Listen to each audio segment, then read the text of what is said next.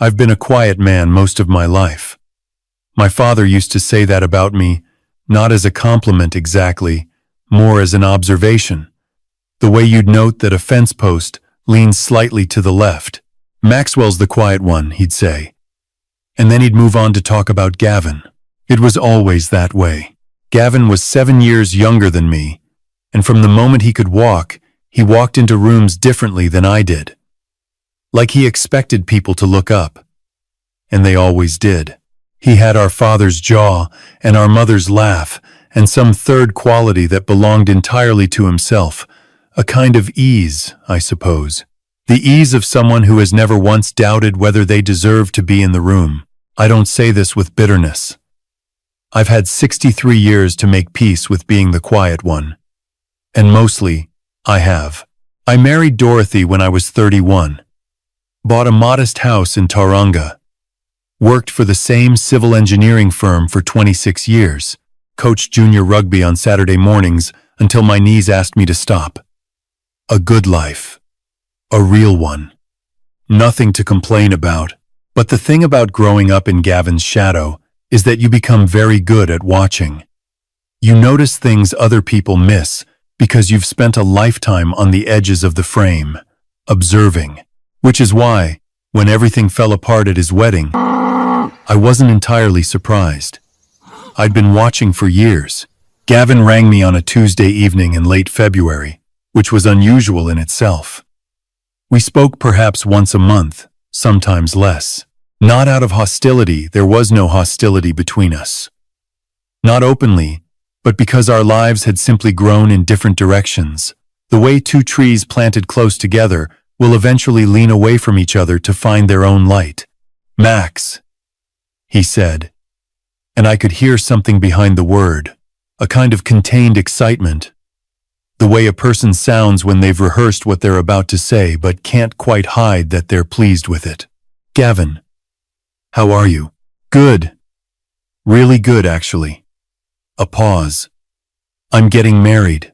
Dorothy was in the kitchen behind me, and I lowered the phone slightly so she could hear.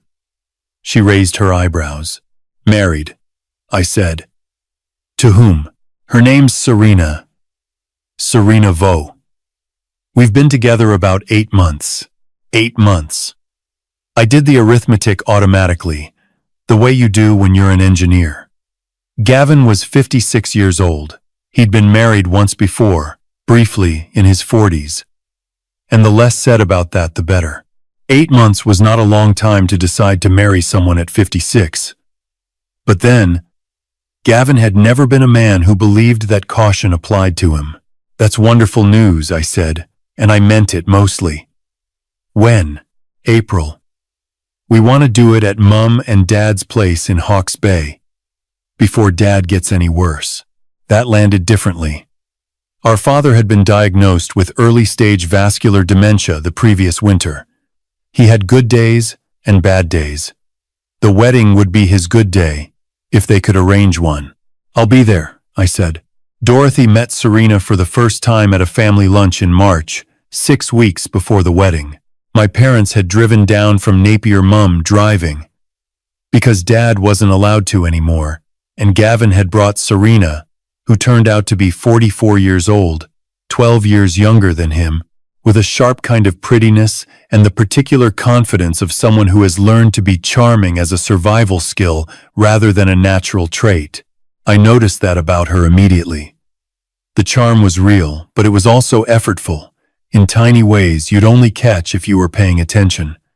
A fraction of a second before each smile, a slight recalibration of her eyes when she laughed. Not dishonest, exactly. Just performed. Dorothy liked her well enough. She's put together, Dorothy said on the drive home. Very put together. Is that good or bad? I don't know yet. She looked out the window at the harbor. She didn't ask a single question about anyone else. The whole lunch. I'd noticed that too. Still, it was not my place to say anything. Gavin was a grown man and he had made his choice, and she was going to be my sister-in-law, and family is family. That was what Dad had always said. Family is family. I held on to that through March and into April. even as small things accumulated. A comment Gavin made about selling the family bach at Wangamata. Serena's not much of a camping person, which landed oddly on Mum's face, though she said nothing. A phone call Dorothy had with Gavin's daughter from his first marriage, our niece Bridget, who was 24 and had been told about the engagement by text message. Small things. The kind you file away and don't mention. The wedding was on a Saturday. The second week of April. Hawke's Bay was dry and golden, the way it gets in autumn. The hills going brown at the edges, and the sky that particular deep blue that makes you understand why people have always settled in that valley. My parents' property was 12 acres outside Havelock North.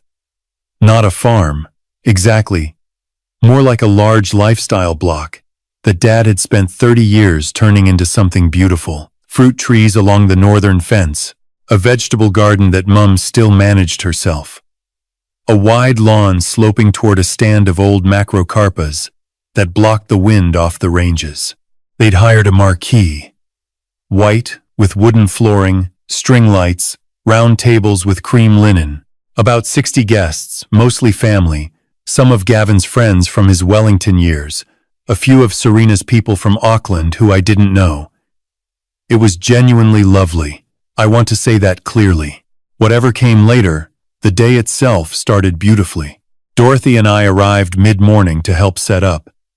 Mum was in the kitchen producing enough food to feed twice the guest list, which was her way of managing anxiety. Dad was having a good day, oriented, sharp-eyed, wearing his good suit with the blue tie I'd given him 3 Christmases ago. "There he is," he said when he saw me, and gripped my arm. My quiet one. "Looking good, Dad. Don't tell me that. Tell me the truth." I laughed. "You look like yourself." He seemed to find that acceptable. Gavin arrived at noon with Serena and a kind of high-wattage energy that filled the marquee. He was wearing a light gray suit and looked younger than 56, in the unfair way that men sometimes do. Serena was in ivory, not quite white, a deliberate choice, and she moved through the early gathering with that practiced charm, hugging people she'd met once, laughing at the right moments. Bridget was there, standing near the macrocarpas with a glass of juice, watching her father with an expression I recognized. The expression of someone who has learned to be present at events that belong to other people. I went over to her. We didn't say much, we'd never been an effusive family, but I stood with her for a while. And I think it helped. Or at least I hope it did. The ceremony was at 2 o'clock. Simple, civil, read by a celebrant from Napier who had known Dad for years. Gavin cried a little, which surprised me. Serena did not, which surprised me slightly less. Afterwards, during the photographs, Dorothy disappeared briefly. I assumed she'd gone to help Mum, or to use the bathroom, or simply to have 5 minutes of quiet, which Dorothy periodically required at social gatherings. She has what she calls a people budget, a finite amount of social energy that gets spent down over the course of an event, and when it's gone, it's gone. She was back beside me within 20 minutes, holding a glass of white wine and saying nothing. I watched her face. There was something there. Not distress, exactly. Something more careful. The expression Dorothy gets when she's decided not to say a thing, but is working out whether that's the right decision. "You all right?" I said. She took a sip. "Tell you later. I know my wife. 29 years of marriage, and you learn the grammar of another person. The pauses that mean nothing, and the ones that mean everything. That particular tell you later was not a small one, but we were at my brother's wedding, and Mum was gesturing at us to come for photographs, and Dad was laughing at something Gavin had said, and the afternoon light was extraordinary, and I let it go. The reception was warm and noisy, and good, mostly. The speeches were fine. Gavin's best man Hugh gave one that was funny, without being embarrassing, and Gavin himself spoke beautifully about second chances and the grace of finding someone who makes you want to be better. It was a good speech. I believed it. Listening to him, I was dancing with Dorothy near the end of the night when she leaned in and said, quietly, into my ear, "I need to talk to you. Not here. Tomorrow." "What's wrong?" "Nothing's wrong tonight." She pulled back slightly so she could look at me. "Tonight is tonight. Tomorrow." I danced with my wife and watched my brother and his new wife and thought about what Dorothy might have seen that I hadn't. She told me on Sunday morning. We were sitting at my parents' kitchen table with cups of tea, everyone else still asleep. Mom had left a loaf of bread on the counter, and the kitchen smelled of it. Outside, the autumn light was coming flat and cool across the paddock. "I went to get my cardigan from the car," Dorothy said. "During the photographs, I took the short way back, through the side gate near the old wool shed. I waited. There was a woman there, sitting on the wooden bench by the fence. She was crying not loudly, just very still. You know how some people cry when they're trying not to be seen. Who was she? Her name's Miriam. Miriam Forsyth." Dorothy wrapped both hands around her mug. "She grew up here in the valley. She and Gavin were together years ago." "I didn't know about her, did you?" I shook my head. "She's 49. She has a son. His name is Blake. He's 12. The number settled in the room. "Gavin's?" I said. Dorothy looked at me steadily. "She says so. And she wasn't saying it to cause trouble, Max, that was the thing. She wasn't drunk. She wasn't theatrical about it. She was just sitting there, very quietly, having apparently driven out from Waipawa because she didn't know what else to do. She'd heard about the wedding through someone in town, and something in her just snapped, I think. She came to the property. She didn't come in. She was outside the gate. I don't think she planned it. I think she drove out and then sat there and cried. I looked at my hands. She told me Gavin ended things with her when Blake was 4 months old. Said it wasn't his responsibility. His parents gave her some money, she didn't ask for it. They offered, and then contact just stopped. She raised Blake by herself. Does Blake know who his father is? He knows his father's name. She's been honest with him about that. But he's never met Gavin. Never had a birthday card. Nothing. The bread smell was still in the kitchen. Outside, I could hear the fantails in the macrocarpas. Here is the thing about information like that. Once you have it, you can't unhave it. You can choose what to do with it. And that choice will say something about who you are.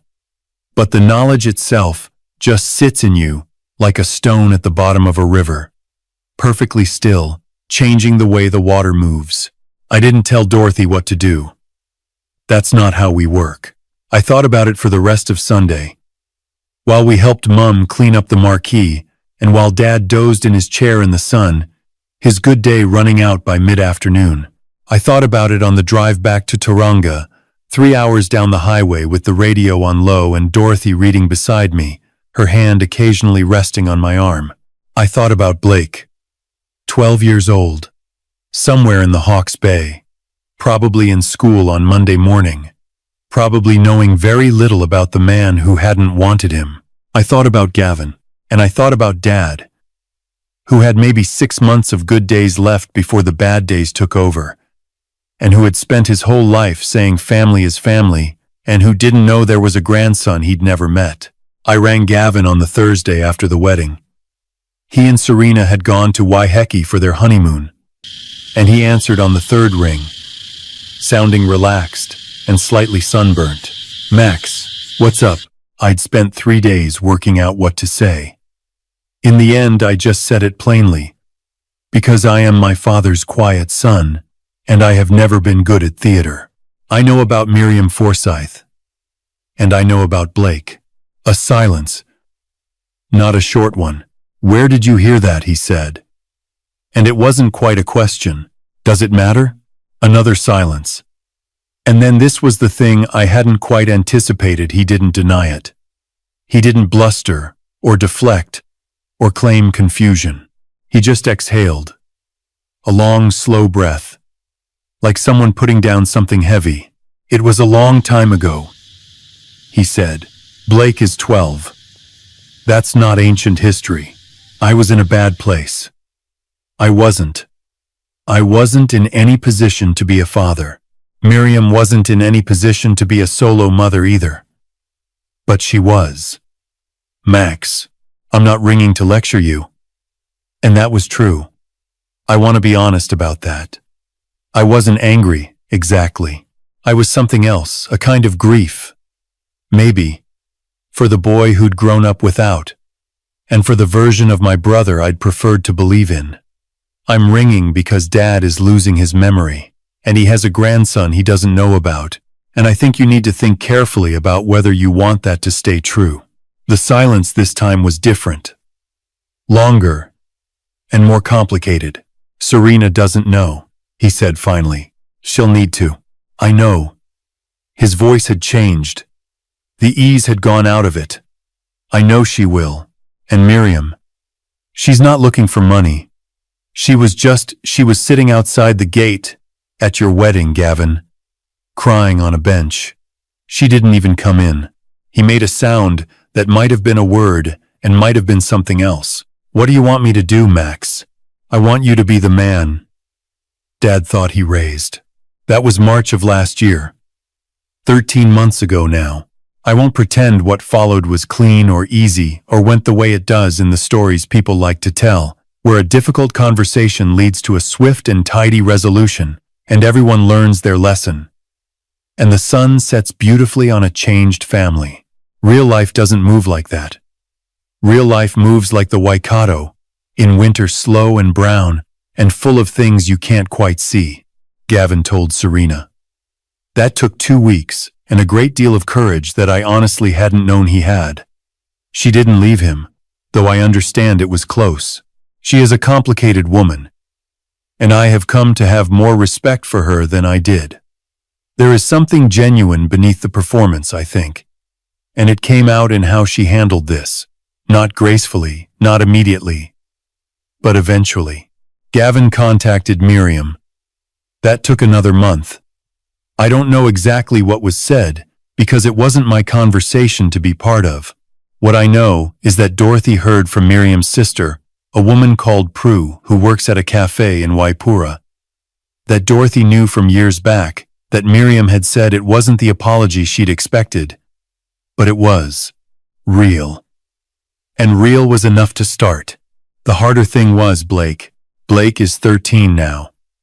He has Gavin's jaw, which you'd notice immediately if you were looking for it. He lives in Waipawa with Miriam and goes to school there and plays cricket on weekends. He likes building things. Apparently model aircraft, mostly. When Dorothy heard that, she looked at me and didn't say what she was thinking, but I knew. Gavin has met him twice. The first time was at a cafe in Hastings, neutral ground, just the two of them and Miriam present. Gavin rang me that evening and didn't say much. He said Blake had shaken his hand very formally, like a boy who'd decided he was going to conduct himself with dignity no matter what happened, and that this had nearly undone him. The second time, Blake had asked to see where Gavin grew up. They'd driven out to my parents' place, and Dad had been having a good day, and Mum had made scones, and my father had sat with Blake in the sun by the macrocarpas. Not entirely sure who he was, but pleased to have a young person nearby the way he sometimes is now. Drawn to presence rather than identity. Mum knew. I'd told her quietly, a few weeks earlier, and she had sat with it for a long time before she said anything. What she said was, "Poor woman. Poor wee boy." And then, "Your father can't be told. Not now. It would break him on a bad day, and he wouldn't hold it on a good one." She was right. So Dad sat with his grandson in the sun and talked about cricket and the price of apples, and he didn't know who Blake was. And Blake, apparently, was very gentle with him. Miriam had told him Dad was unwell, and Blake had adapted to that with a 13-year-old's particular kind of grace, which can sometimes be more fluid and more kind than any adult manages. I wasn't there for that visit. Gavin told me about it on the phone, and his voice was different again. Something had shifted in it. Permanently, I think. The ease was still there, but underneath it now was something steadier and more costly. Something earned. I turned 63 in June, and Dorothy organized a small gathering at the house, our kids, a few friends, her sister from Palmerston North. Nothing elaborate. I don't need elaborate. Gavin came with Serena. He brought a bottle of good Central Otago Red. And we stood on the deck in the evening and watched the harbor going silver in the low light. And he said, without looking at me, "Thank you for ringing me. You did the hard part. You started it." I thought about that for a moment. Miriam started it. She drove out and sat on that bench.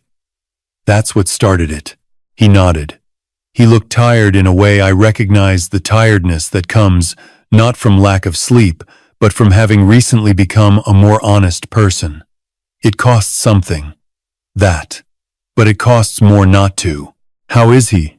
I asked. "Blake?" A small smile.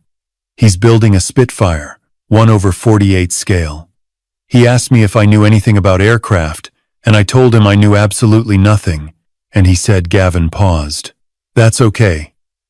I can teach you."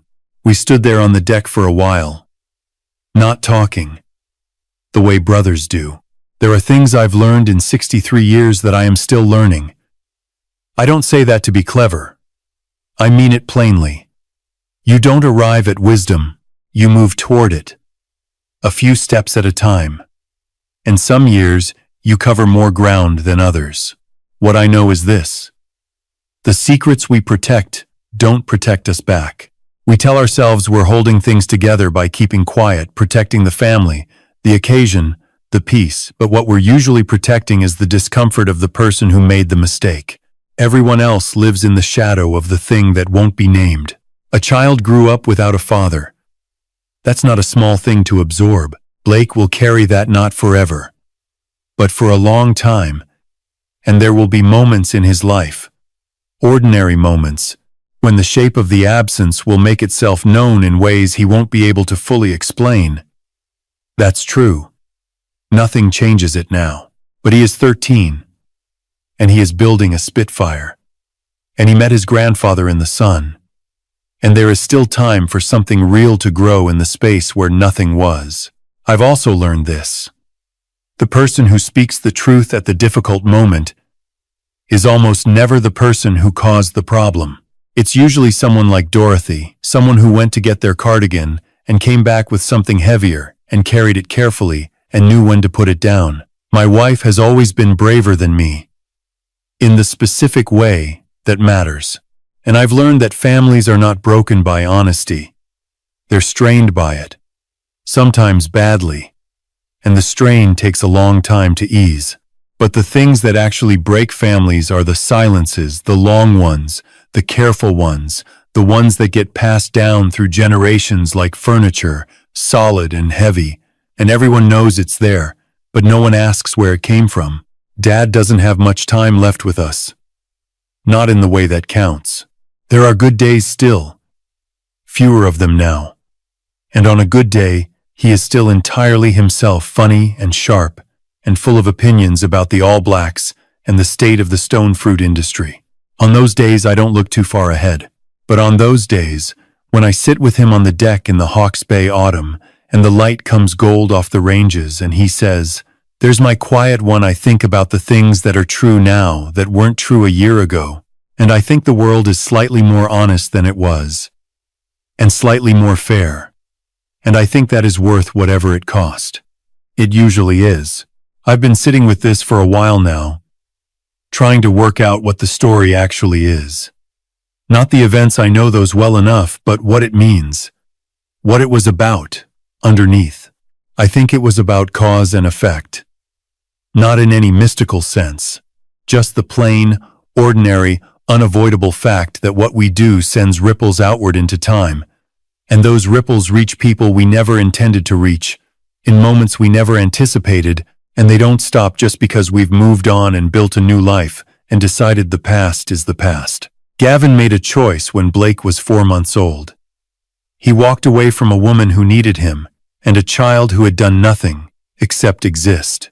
And for 12 years, that choice sat quietly in the Hawke's Bay, shaping a boy's understanding of himself and his place in the world, while Gavin went on living as though the stone he'd dropped had long since sunk without a trace.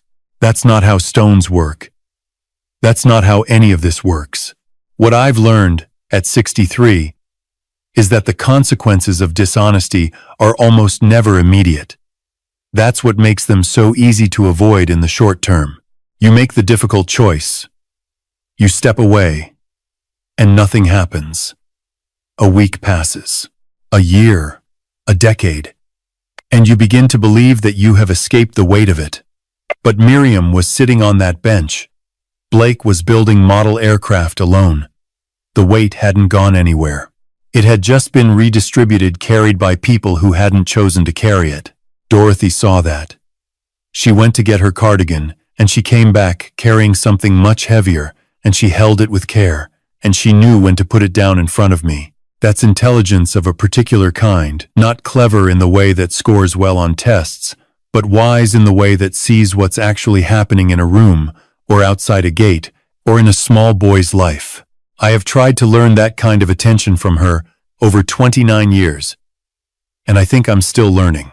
And Gavin, I want to say something honest about Gavin, because it would be easy to make him the simple villain of this, and he isn't. He was a man who had run from something frightening the way people do, and had run so long and so far that the running had become just the way he moved through the world.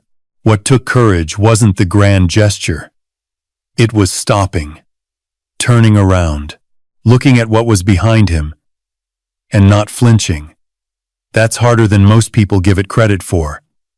And he did it, and I think he is a better man for it. Though better isn't the same as absolved. What I keep coming back to is Blake, 13 years old, shaking his father's hand at a cafe table in Hastings, conducting himself with dignity. That kind of steadiness in a child doesn't come from nowhere. It comes from a mother who told him the truth about his circumstances without making him ashamed of them. It comes from being raised by someone who chose honesty as a form of love, even when it would have been easier to say nothing. The world is more honest now than it was a year ago. In our small corner of it. That's not nothing. That's worth the discomfort it cost. And then some.